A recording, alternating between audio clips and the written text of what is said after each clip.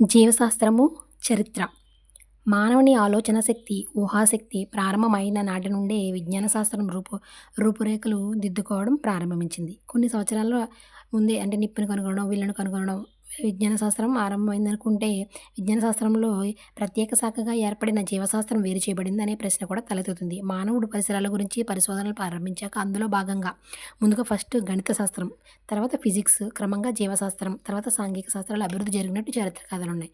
First ఏంటి మనకి గణిత శాస్త్రం ముందుగా అభివృద్ధి చెందిన తర్వాత ఫిజిక్స్, తర్వాత జీవశాస్త్రం, సోషల్ అనమాట. పరిణామ క్రమంలో చివరంగా ఉద్భవించింది ఎవరు? మానవుడే. అయినా తన మేధస్సుతో ఈ విధంగా రూపొందాడు. కొన్ని తరాల పాటు మానవులు వారు గ్రహించిన జ్ఞానాన్ని విశ్లేషిస్తూ, ఎప్పటికప్పుడు అభివృద్ధి పరుస్తూ, నిరంతరం ప్రయోగాలు, పరిశీలనల ద్వారా ముందుకు తీసుకువెళ్తూ వాటి విజ్ఞాన శాస్త్రం యొక్క స్థాయికి కారణమయ్యాయి. ఇంతటి అనంత పరిమాణంలో ఉన్న విజ్ఞాన శాస్త్రాన్ని అనేది ఒక రోజులో అభివృద్ధి సాధించింది కాదనమాట. అంటే ఆది మానవుడు మొక్కల ఆహారం తీసుకోవడం, వేటాడడం, అదేవిధంగా క్రమేణా స్థిర నివాసాన్ని ఏర్పాటు చేసుకోవడం, రాతను కనిపెట్టడం, బొమ్మలు గీయడం ఇవన్నిటి వల్ల మనకి విజ్ఞాన శాస్త్రం, జీవశాస్త్రం అనేది అభివృద్ధి చెందిందనమాట. మనకి క్రీస్తు పూర్వం 8500లో మెసపటోమియాలో గొర్రెలను, మేకలను పెంచేవారని, అదేవిధంగా ధాన్యం పండించేవారని ఆధారాలున్నాయి. ఇప్పుడు క్రీస్తు పూర్వం 800, 500లో. తర్వాత నియోలిథిక్ మానవులు అంటే నవీన శిలాయుగానికి చెందిన మానవుడు. వ్యవసాయం చేయటం, జంతువులను మచ్చిక చేసుకుని పెంచుకోవడం, జంతు చర్మాలతో దుస్తులు తయారు చేసుకోవడం, గృహాలు నిర్మించుకోవడం, సమూహంగా జీవించడం నేర్చుకున్నాడు. అంటే క్వశ్చన్ ఇస్తారనమాట. వ్యవసాయం చేయడం, జంతువులు పెంచుకోవడం, దుస్తులు, గృహం ఇవన్నీ కూడా ఏ మానవులు ఏ యుగానికి చెందిన మానవులు నవీన శిలాయుగానిక అలా అడుగుతారనమాట. మొత్తం నియోలిథిక్ మానవులు అనమాట వీళ్ళు. అంటే నవీన శిలాయుగానికి చెందిన మానవులు ఇవన్నీ నేర్చుకున్నారన్నమాట.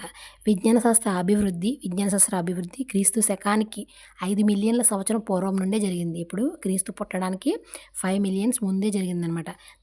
జరిగిందని యూఫ్రటీస్ నైలు నది తీర ప్రజల నాగరికత పరిశీలిస్తే మనకు అర్థమవుతుంది. ఏ నది తీర ప్రజలు అంటే మనకి యూఫ్రటీస్ని, నైలు నది తీర ప్రజల యొక్క నాగరికతను పరిశీలిస్తే మనకు అర్థమవుతుంది. అంటే పూర్వం 5,000 మిలియన్ సంవత్సరాల నాటికే విజ్ఞాన శాస్త్ర అభివృద్ధి జరిగిందనడానికి ఆధారాలు ఏంటంటే యూఫ్రటీస్ని, నైలు నది తీర ప్రజల యొక్క నాగరికత. తర్వాత క్రీస్తు పూర్వం 3000లోనే ఈజిప్టు మనకి మమ్మీలు ఉంటాయి కదా, ఈజిప్ట్ పిరమిడ్స్, ఈజిప్షియన్లు చనిపోయిన శరీరాలు లేపనాలు పోయడం ద్వారా శరీర ధర్మశాస్త్రాన్ని సర్జరీని నేర్చుకున్నారు. క్రీస్తు పూర్వం 1500లో బాబిలోనియన్లు క్యాలెండర్ కనుగొనడమే కాక కొలతలతో ఒక ప్రత్యేక పద్ధతిని కనుగొని ఖగోళ శాస్త్రంలో కూడా ఎక్కువ కృషి చేశారు. పూర్వ మానవుల జీవితాన్ని, జ్ఞానాన్ని వేరుగా చూడలేదు. పూర్వ మానవులు ఏం చేశారు? లైఫ్ని, అదేవిధంగా జ్ఞానాన్ని కూడా వేరుగా చూడలేదు. చుట్టూ ఉన్న పరిసరాలతో కలిసి ఉండేవారు. అయితే నేటి మానవుడు ప్రకృతి గురించిన ప్రత్యేక ఆసక్తిని పెంచుకోవడం ఫలితంగా విజ్ఞాన శాస్త్రం అభివృద్ధి చెందడం జరిగిందనమాట. అంటే మానవుడు ప్రకృతి నుంచి ప్రత్యేక ఆసక్తిని పెంచుకోవడం ద్వారా. క్రీస్తు పూర్వం 4000 వరకు మానవులకు వారి పురోగతి గురించి తెలియదు. అంటే పురోభివృద్ధి గురించి తెలియదని చెప్పాలి. 4000 వరకు. 4000 తర్వాత నుండి మానవులు వివిధ ప్రదేశాల్లో ఎక్కడ వసతులు ఉన్నాయో అక్కడ స్థిరపడడం ప్రారంభించారన్నమాట.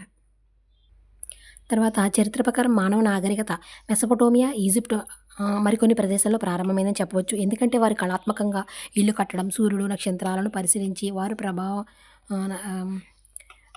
వాటి ప్రభావం గురించి గుర్తించడం, చూసిన విషయాన్ని రాయడం ప్రారంభించాడు, నమోదు చేయడానికి ప్రయత్నించారన్నమాట. ఎవరు? మెసపటోమియన్లు, ఈజిప్టులు అనమాట. ఇల్లు కట్టుకోవడం, సూర్య నక్షత్రాలు పరిశీలన. తర్వాత ఈజిప్షియన్లు, బాబిలోనియన్లు సంస్కృతులు అభివృద్ధి తర్వాత, అంటే ఈజిప్షియన్లు బాబిలోనియన్ సంస్కృతుల తర్వాత చైనీయుల నాగరికత చెప్పుకోదగ్గ స్థాయిలో పెరిగింది. ఖగోళ శాస్త్రం, రసాయన శాస్త్రాలతో పాటు వైద్య శాస్త్రంలో అనేక నూతన పోకడలు అభివృద్ధి చేశారు. తర్వాత మనకి గ్రీకుల కాలం, నెక్స్ట్ రోమన్ కాలం అయిపోయిన తర్వాత మనకి అరబ్బుల కాలం వస్తుంది. అరబ్బుల కాలం అయిపోయిన తర్వాత యూరప్లో మనకి చూద్దాం గ్రీకులు అనమాట. ఫస్ట్ గ్రీకుల్లో ప్రముఖ విజ్ఞాన శాస్త్రవేత్తలు గ్రీకులే ఫస్ట్ ప్రముఖ పాత్ర వహించారని చెప్పుకోవచ్చు. క్రీస్తు పూర్వం 507లో జీనోఫెన్స్ జన్మించాడు. ఎక్కడ? క్రీస్తు పూర్వం జీనోఫెన్స్ జన్మించాడు. ఈయన మొట్టమొదటిసారిగా శిలాజాలను గురించి రాశాడు. ఏం రాశాడు? జీనోఫెన్స్ శిలాజాల గురించి అధ్యయనం చేసే శాస్త్రాన్ని ఏమంటారో ఒకసారి గుర్తించుకోండి. ఒక ప్రదేశంలో నీరు, మట్టి ఉన్నవి. శిలాజాల గురించి అధ్యయనం చేసే శాస్త్రాన్ని పురాతన శాస్త్రం అంటారన్నమాట. అంటే ఒక ప్రదేశంలో నీరు, మట్టి ఉన్నవని శిలాజాల ద్వారానే తెలియజేయబడుతుంది. క్రీస్తు పూర్వం అంటే మనకి ఈ జూనోఫెన్స్ ఏం చెప్పాడంటే, ఒక ప్రదేశంలో నీరు, మట్టి ఉన్నాయని చెప్పేసి ఎలా తెలుస్తాయంటే, అక్కడ ఉన్నటువంటి శిలాజాలు ఉన్నాయనుకో అక్కడ నీరు, మట్టి ఉంటది. అక్కడ నీరు, మట్టి ఉంటేనే కదా అక్కడ శిలాజాలు ఉంటాయి. తాగడానికి నీరు ఉండాలి కదా! అలా అనమాట. శిలాజాలు అంటే చనిపోయిన జీవులనమాట. క్రీస్తు పూర్వం 490 నుంచి 444ల మధ్య జీవించిన ఆహ్, ఎంప్లీ ఎంప్లీ డోక్లెస్ సృష్టికి మూలం ముఖ్యంగా 4 మూలకాలని చెప్పడం జరిగిందనమాట. సృష్టికి మూలం ఎన్ని మూలకాలు? మనమైతే పంచభూతాలు అంటాం. కానీ ఈ ఎప్లిడోక్లెన్ ఏం చెప్పాడంటే 4 మూలకాలు చెప్పాడు. అవేంటంటే భూమి, గాలి, నీరు, నిప్పు అని తెలియజేశాడు. హిప్పోక్రటిస్ తర్వాత ఎదురైపోయాడు. తర్వాత హిప్పోక్రటిస్ వ్యాధులు రావటానికి సామాన్య అదే వ్యాధులు రావడానికి స్వాభావిక కారణాలు ఉంటాయని, వాటిని శరీరమే నయం చేసుకోగల శక్తి ఉంటుందని భావించాడు. అని ఏం చెప్తాడంటే వ్యాధులు రావడానికి స్వాభావిక కారణాలు ఉంటాయని, శరీరమే నయం చేసుకునే శక్తి కలిగి ఉంటుందని చెప్పింది ఎవరంటే హిప్పోక్రటిస్. అప్పటి కాలంలో దేవుడి దయ లేకపోవడం అనే భావన నుండి దేవుడి దయ లేకపోవడం అనే భావన నుండి శాస్త్రపరమైన ఆలోచనలకు హిప్పోక్రటిస్ భావన దేవుని దయ లేకపోవడం అనే భావన నుండి శాస్త్రపరమైన ఆలోచనలకు హిప్పోక్రటిస్ అనే ఒక భావన మెట్టుగా చెప్పవచ్చు. జీవశాస్త్ర అభివృద్ధికి గ్రీకుల కాలంలో ఎక్కువ కృషి చేసిన శాస్త్రవేత్త ఎవరంటే మనకి అరిస్టాటిల్ అనమాట. క్రీస్తు పూర్వం 343 నుండి 322 వరకు జీవించి ఈయన విజ్ఞానాన్ని వర్గీకరించి తద్వారా పరిశీలన ప్రాధాన్యతను గుర్తించడం అత్యంత ఆవశ్యకమని తెలియజేశాడు. ఈయన మొక్కల జంతువుల వర్గీకరణకు ఆహ్, ఆహ్, సై సైలే సైలా నేరుచ సైలా సైలా నేరుచ అంటే ప్రకృతిని ఒక కొలమానం అన్నమాట. సైలా నేరుచ అంటేటి ప్రకృతిని ఒక కొలమానం.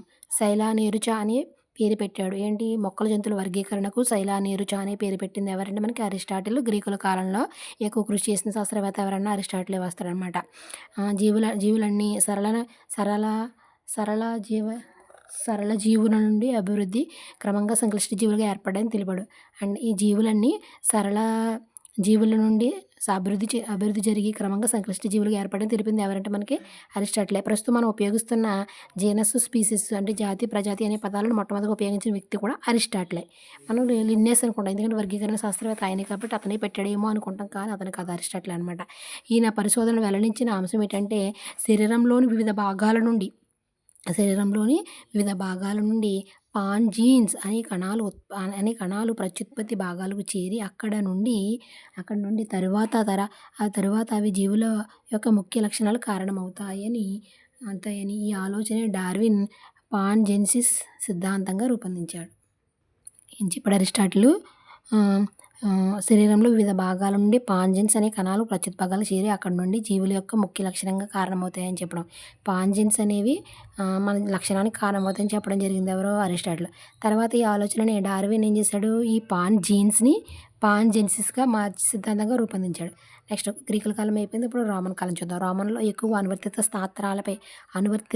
అనువర్తిత శాస్త్రాలపై ఆసక్తి చూపారు. దీనివల్ల సిద్ధాంతపరమైన జ్ఞానం అభివృద్ధి చెందలేదనమాట. తర్వాత గ్రీక్ ఎకనామిస్ట్ ఇక్కడ మళ్ళీ గ్రీక్ ఎకనామిస్ట్ అయిన గ్యాలన్ రోవోల్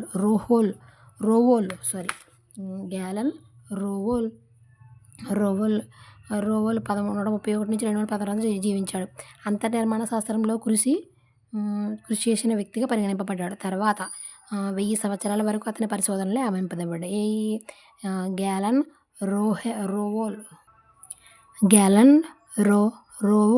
రోవోల్ అంతర్నిర్మాణ శాస్త్రం కృషి చేశాడు. తర్వాత ఈ 1000 సంవత్సరాలు అతని పరిశోధనలు ఇతని పరిశోధనలే.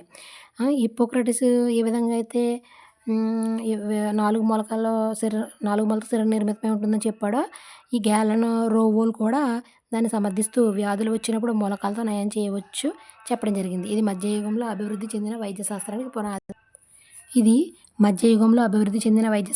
పునాది అయింది. తర్వాత క్రీస్తు శకం 6వ శతాబ్దంలో రోమన్ యొక్క నాగరికత అంతరించి అరబ్బుల నాగరికత వచ్చింది. వైద్యపరమైన ఎన్సైక్లోపీడియా తయారు చేయడంలో గ్రీకుల కాలంలో అభివృద్ధిని కాపాడడం జరిగింది. అంటే గ్రీకులు అభివృద్ధి చేసినటువంటి ఎన్సైక్లోపీడియాను ఇక్కడ అరబ్బులు అభివృద్ధిని కాపాడడం జరిగిందనమాట. తర్వాత యూరప్లో మనకి ఇది ఇంపార్టెంట్ చూసుకోండి. చీకటి యుగంగా ఏ శతాబ్దాలను పిలుస్తారు? అని అడుగుతారనమాట విజ్ఞాన శాస్త్రపరంగా. యూరప్లో 12-14వ శతాబ్దంలో శాస్త్ర అభివృద్ధి చాలా తక్కువగా జరిగింది. అందువల్ల ఈ కాలాన్ని విజ్ఞాన శాస్త్ర పరంగా చీకటి యుగంగా పిలుస్తారు. విజ్ఞాన శాస్త్ర పరంగా చీకటి యుగంగా ఏ శతాబ్దాలనంటే మనకి 12, 14 శతాబ్దాలను విజ్ఞాన శాస్త్ర చీకటి యుగంగా పిలుస్తారనమాట. నెక్స్ట్ చూద్దాం. తర్వాత 13వ శతాబ్దంలో మొదటిసారిగా కళ్ళజోడు కనుగొన్నారు. మనకి ఇక్కడ నెంబర్ చూడండి 3 ఉంది కాబట్టి మూడవ నేత్రం అంటే కళ్ళజోడు అనేది మూడవ నేత్రంలా ఉపయోగపడుతుందనమాట. 15వ శతాబ్దంలో గుటెన్బర్గ్ ప్రింటింగ్ ప్రెస్ను కనుక్కోవడంతో విజ్ఞాన శాస్త్రం మరింతగా అభివృద్ధి చెందింది. 13లో కళ్ళజోడు కనుగొన్నాడు. 15లోనేమో గుటెన్బర్గ్ ప్రింటింగ్ ప్రెస్ కనుగొన్నాడు. 1400 సంవత్సరంలో లియోనార్డో డావిన్సీ శరీర భాగాలను కటింగ్ చేసి అంతర్నిర్మాణం పరిశోధించాడు. గ్యాలన్ రోహెల్ క్రీస్తుశకం 131 2000 ప్రాంతంలో జీవించాడు. అంటే పరిశోధించాడు. గ్యాలన్ రోహెల్ కూడా ఇప్పుడే జీవించాడు అనమాట. 1400 కదా, 1400 సంవత్సరంలో లియోనార్డో డావిన్సీ, అదేవిధంగా గ్యాలన్ రోహెల్. 16వ శతాబ్దంలో గెలీలియో, జోహాన్స్ కెప్లర్ పరిశోధనతో పాటు ఫ్రాన్సిస్ బ్యాకన్ శాస్త్ర పరిశోధనకు సూచించిన ప్రయోగ పద్ధతి ప్రాచుర్యం పొందింది. అంటే 16వ శతాబ్దంలో ఎవరు వస్తారు మనకి? Galileo, జోహాన్స్ Kepler, Francis Bacon. మనకి 1665లో మనకి మైక్రోస్కోప్ సహాయంతో మొట్టమొదటిసారిగా రాబర్ట్ హుక్ కణాన్ని కనుగొన్నాడు. తెలుసు కదా.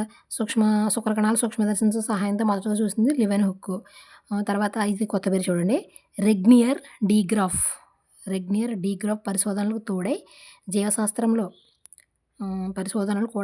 జీవశాస్త్రంలో ప్రత్యుత్పత్తి గురించిన సమాచారానికి మూలాధారాలు అయ్యాయి అన్నమాట. ప్రత్యుత్పత్తి గురించిన సమాచారానికి మూలాధారాలు ఎవరి యొక్క పరిశోధనలు అంటే మనకి రెగ్నియర్ డీగ్రాఫ్.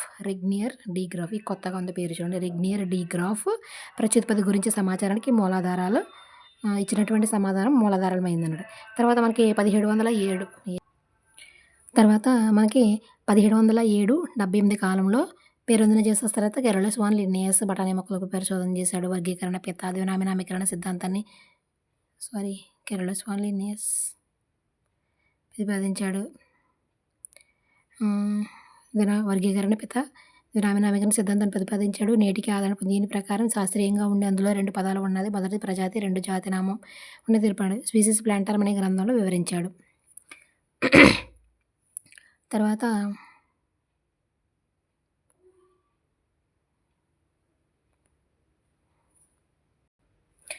మనకి లిన్నెయస్ బఠానీ మొక్కలపై కాదు, మెండల్ అనమాట బఠానీ మొక్కలపై చేసింది ప్రయోగాలు. ఒకసారి చూసుకోండి. 1769, 1839 అంటే ఇది మనకి 100 సంవత్సరాల కంటే ఎక్కువే. 69, 39. విలియం స్ట్రటా స్మిత్ శిలాజాల వ్యాప్తిని శాస్త్రీయంగా పరిశోధించాడు. మనకి ఫస్ట్ శిలాజాల గురించి అధ్యయనం చేసింది ఎవరంటే మనకి విలియం స్ట్రటా స్మిత్. శిలాజాలు అలా గుర్తుపెట్టుకుని శిలాజాల ఆధారంగా భూమిలో ఏర్పడిన పొరల క్రమాన్ని నిర్ణయించవచ్చని తెలియజేశాడు. శిలాజాల ఆధారంగా భూమిలో ఏర్పడిన పొరల క్రమాన్ని, అదేవిధంగా ఇందాక కూడా నీరు, శిలాజాల ద్వారానే నీరు, మట్టి ఉన్నదని తెలిపింది ఎవరంటే మనకి జీనోఫెన్స్ కూడా శిలాజాల గురించి రాశాడు. ఆయన మొట్టమొదటిసారిగా రాశాడు అనమాట. శిలాజాల గురించి మొట్టమొదటిగా చెప్పింది ఎవరంటే గ్రీకులలో జీనోఫెన్స్ గ్రీకుల్లో ఫస్ట్ అతను. తర్వాత 1769-39 కాలంలో విలియం స్ట్రటా స్మిత్ శిలాజాల ఆధారంగా భూమిలో ఏర్పడిన పొరల క్రమాన్ని నిర్ణయించవచ్చని, భూమి యొక్క పొరల క్రమాన్ని, ఇక్కడ కొన్ని జీవులు చచ్చిపోయాయి, మళ్ళీ ఇంకో పొరల క్రమాన్ని వివరించి తెలిపాడు. మట్టి, నీరు గురించి చెప్పింది అయితే జీనోఫెన్స్ మొట్టమొదటిసారిగా శిలాజాలను గురించి రాశాడనమాట. జీనోఫెన్స్ నిర్మించాడు ఈయన మొదలు. తర్వాత ఇతను విలియం స్ట్రటా స్మిత్ ఒకడు. తర్వాత 1779లో థామస్ మాథ్యూస్ ఏం చేశాడంటే లండన్ నగరం పరిస్థితులను చూసి వ్యాధులు, సమస్యలు, ఆకలి వంటివి మానవ జనాభా పెరగడానికి కానీ తగ్గడానికి కారణాలుగా గుర్తించాడు. ఏంటి మనకి? వ్యాధులు ప్లస్ సమస్యలు ప్లస్ ఆకలి. వ్యాధులు, సమస్యలు, ఆకలి ఉంటే ఎలాగా తగ్గిపోద్ది జనాభా, వ్యాధులున్నా తగ్గిపోతాయి, సమస్యలున్నా తగ్గిపోతాయి. ఈ 3 లేకపోతే జనాభా పెరుగుతుందన్నమాట. గుర్తించాడు. జీవుల మధ్య మనుగడ కోసం పోరాటంలో యోగ్యతాల సార్థక జీవనాన్ని గురించి చర్చించిన మొదటి వ్యక్తిగా గుర్తింపబడ్డాడు. చూసారా, మన యోగ్యతమ సార్థక జీవనం అనగానే మనకి ఇతను చెప్పేస్తాం చార్లెస్ డార్విన్. కానీ చూడండి మొట్టమొదట చెప్పిన వ్యక్తి ఎవరంటే మనకి ఇతనే థామస్ మాథ్యూస్ అనమాట. థామస్ మాథ్యూస్ లండన్ నగర పరిస్థితులను చూసి జనాభా పెరగడానికి తగ్గడానికి కారణాలు గుర్తించాడు. అదేవిధంగా యోగ్యతాల సాధక జీవనాన్ని గురించి చర్చించిన ఫస్ట్ వ్యక్తి కూడా ఇతనే. 1809 మధ్య కాలంలో 1809 జాన్ బాప్టిస్ట్ లామార్క్ పరిణామ సిద్ధాంతాన్ని వివరించాడు. పరిణామ సిద్ధాంతాన్ని ఎవరు వివరించారంటే మనకి జాన్ బాప్టిస్ట్ లామార్క్ పరిణామ సిద్ధాంతం అనేది. లామార్క్ మెడ జరాపి పొడవైపోవడం అంటే ఆహారం అది అలాంటి. తర్వాత 1828 గుర్తుపెట్టుకో, ఈజీగా ఉంది. 1828లో కార్వాన్ బేర్ మానవుని పిండాభివృద్ధి దశలను గురించి వివరించాడనమాట. కారు వేసుకుని వచ్చేసి మానవుని పిండాభివృద్ధి దశలను వివరించాడు ఎవరంటే మనకి కార్వాన్ బేర్ మానవుని పిండాభివృద్ధిని వివరించాడు. 1859లో Charles Darwin Origin of Species గ్రంథాన్ని ప్రచురించాడు. అందులో ముఖ్యాంశాలు ఏంటంటే ప్రతి జీవికి అదే జాతికి చెందిన ఇతర జీవులతో వైవిధ్యం ఉంటుంది. ప్రతి జీవికి అదే జాతికి చెందిన వైవిధ్యం. అప్పుడు ఫర్ ఎగ్జాంపుల్ మనుషులు ఉన్నారు, మానవులు అందరూ కూడా ఒకే జాతికి చెందుతారు. కానీ ఒక్కొక్క జీవి ఒక్కో రకంగా వైవిధ్యం ఉంటుంది. అది ఈ వైవిధ్యాలు తర్వాత తరాలకు అందజేయబడతాయి. జీవుల మధ్య మనుగడ కోసం పోరాటం జరుగుతుంది. పోరాటంలో గెలుపొందిన జీవులే యోగ్యమైన జీవులుగా జీవిస్తాయని చెప్పాడు. యోగ్యతల సార్థక జీవనాన్ని గురించి మొదట చెప్పింది ఎవరంటే థామస్ మాథ్యూస్. జీవులే జీవిస్తాయని చెప్పింది ఎవరంటే చార్లెస్ డార్విన్. తర్వాత జాన్ నీడ అంటే మనకి చెట్టు ఏం చేస్తుంది, మనకి నీడనిస్తుంది. నీడనే కాకుండా ఇంకేమిస్తుంది, గాలిని కూడా ఇస్తుంది. ఇలా గుర్తుపెట్టుకోండి. నీడం కాబట్టి చెట్టు నీడనిస్తుంది, గాలిని కూడా ఇస్తుంది. అంటే ఇప్పుడు చెట్టు నీడం కాబట్టి చెట్టు నీడనిస్తుంది, గాలినిస్తుంది. గాలిలో అంటే గాలిలో వేరు వేరు ద్రవాలు ఉంచినప్పుడు సూక్ష్మజీవుల అభివృద్ధి చెందడం గమనించాడు ఎవరు? జాన్ నీడం. ఇది బ్యాక్టీరియాలను కనుగొనడానికి మూలంగా భావించవచ్చు. జాన్ నీడం కనిపెట్టినటువంటి ఈ గాలిలో వేరు కనిపెట్టినట్టు దాని నుంచి బ్యాక్టీరియాలు కనుగొనడానికి మూలంగా భావించవచ్చు. 1864లో గ్రెగర్ మెండల్ ఏం చేశాడో తెలుసు కదా, బఠానీ మొక్కలు ఆధునిక జన్యుశాస్త్ర పిత అంటే మనకి ఎవరంటే ఆధునిక జన్యుశాస్త్ర గ్రెగర్ మెండల్ ఆధునిక జన్యుశాస్త్ర పిత అనమాట. గతంలో సూచించిన పాంజన్ భావనలు కాక జన్యువులు అనే పదార్థాలు అనువంశికత కారణమని చెప్పినటువంటి శాస్త్రవేత్త ఎవరంటే మనకి మెండల్ అనమాట. ఇంతకుముందు ఏం చెప్పారు, పాంజెన్సిస్ అని చెప్పారు. పాంజీన్స్ అని చెప్పింది అరిస్టాటిల్, పాంజెన్సిస్ అని చెప్పింది డార్విన్. పాంజన్ భావనలు కాక జన్యువులు అనేది అని చెప్పింది మెండల్ మనకి ఆధునిక జన్యుశాస్త్ర పితామహుడు అనమాట. జన్యుపిత మరి మామూలు జన్యుపిత ఎవరు చూద్దాం, గుర్తించుకోండి, అడుగుదాం. బఠానీ మొక్కలపై ప్రయోగాలు జరిపి అనువంశికత సూత్రాలను ప్రతిపాదించాడు ఇతను, తెలిసిందే కదా అందరికీ. తర్వాత 1870లో మనకి 1870లో క్రోమోజోముల ప్రాముఖ్యత కనుగొనడం జరిగింది. సమవిభజన జరిగే విధానం గుర్తించగలిగింది. 1870లోనేమో సమవిభజన, 1990లో క్రయకరణ విభజన జరిగే విధానం. క్రయకరణ చూసారా, క్రయకరణ విభజన జరిగే విధానం ప్రత్యుత్పత్తిలో దాని ప్రాముఖ్యత గుర్తించబడింది. అయితే క్రోమోజోముల సంఖ్య ఈ విభజనలో ఏ విధంగా సగానికి తగ్గింపబడుతుందో అప్పుడు తెలియదు అనమాట. ఇది క్షయకరణ విభజన అయి ఉంటుంది, క్రయకరణ అని పడింది, చూసుకుందాం. 1900లో మెండల్ తదుపరి పరిశోధనల వల్ల దీనికి కారణాలు తెలిసాయి. అప్పటి నుండి క్రోమోజోములపై జన్యువులు ఉంటాయని తెలుసుకున్నారు. 20వ శతాబ్దంలో వాట్సన్ క్రిక్ పరిశోధన DNA నిర్మాణం కనుగొనడం జీవశాస్త్ర అభివృద్ధి జన్యుపరంగా మరింత అభివృద్ధి జరిగిందనమాట. 1929లో అలెగ్జాండర్ ఫ్లెమింగ్ పెన్సిల్ను కనుగొనడాన్ని సూక్ష్మజీవశాస్త్రంలో మరొక అధ్యాయం తెరవ. నేడు ఈ 21వ శతాబ్దంలో జీవశాస్త్ర అభివృద్ధి జీవశాస్త్ర అభివృద్ధి ఎంతగా జరిగిందో పరిశీలిస్తే ఎంతో ఆశ్చర్యం కలుగుతుంది. ప్రతి సృష్టి లాంటి క్లోనింగ్ మానవుడు సాధ్యమైంది. జీన్ మ్యాపింగ్లో అనుకూలమైన తరాలను, కావలసిన లక్షణాలను సృష్టించడం మానవుడికి సాధ్యమైంది. అంటే జీన్ మ్యాపింగ్లో అంటే జీన్ని ఒక మ్యాపింగ్ తయారు చేసుకుని DNAకి సంబంధించి మ్యాపింగ్ తయారు చేసుకుని అనుకూలమైన తరాలను, కావలసిన లక్షణాలను సృష్టించడం మానవుడికి సాధ్యమైంది. వైద్యశాస్త్రంలో రోజురోజుకు అభివృద్ధి చెందుతూ ఉంది. సంకరణం, టిష్యూ కల్చర్, వ్యవసాయ పరిశోధనలు, వృక్షశాస్త్ర అభివృద్ధి అనే విధంగా సాగుతుంది. ఒకప్పుడు మనం మొత్తంతో పెనవేసుకున్న విజ్ఞాన శాస్త్రం క్రమంగా అభివృద్ధి చెంది వేరు శాఖలుగా విడిపోయి జీవశాస్త్రంలోనే అనేక శాఖలుగా అభివృద్ధి చెంది ఈ అభివృద్ధి మానవుని పరిశోధన ఉన్నంతకాలం జరుగుతూనే ఉంటుంది. అన్నమాట. ఇది మనకి జీవశాస్త్రం యొక్క చరిత్ర అన్నమాట.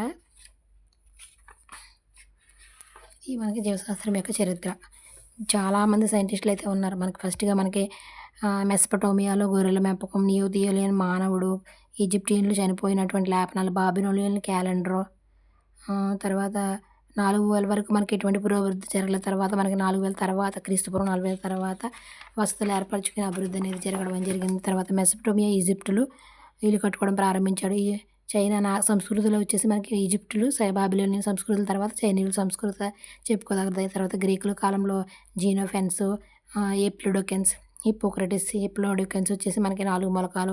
హిప్పోక్రటిస్ శరీరమే నయం చేసుకుంటుందని చెప్పడం. తర్వాత అరిస్టాటిల్ గొప్ప వ్యక్తి అనమాట. ఈయన శైల, నీరుచ అనేదాన్ని జాతీయ ప్రజాతీయ పదాలని, అదేవిధంగా పాంజాన్స్ అనే పదాన్ని, తర్వాత డార్విన్ పాంజన్స్, తర్వాత రోమన్ కాలంలో అనువర్తిత శాస్త్రాలపై ఎక్కువ కృషి చేశారు.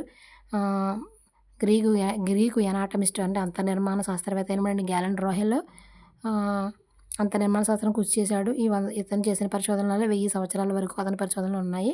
హిప్పోక్రటిస్ 4 మూలకాల పద్ధతిని ఈ గ్యాలెన్ రోహెల్ సమర్థించడం జరిగింది. తర్వాత 6వ శతాబ్దంలో రోమన్ నాగరికత అంతరించి అరబ్బుల నాగరికత వచ్చింది. వైద్యపరమైన ఎన్సైక్లోపీడియా తయారు చేయడం, గ్రీకుల కాలంలో జరిగిన అభివృద్ధిని కాపాడడం జరిగింది. అరబ్బులు ఈ గ్రీకుల కాలంలో జరిగిన అభివృద్ధిని కాపాడడం జరిగింది. తర్వాత యూరోప్లో చీకటి యుగం 14-12 శతాబ్దంలో ఇది ఇంపార్టెంట్. 13వ శతాబ్దం అంటే 3వ నేతరంతో కళ్ళజోడు కనుక్కుంటాం. 13వ శతాబ్దంలో కళ్ళజోడు.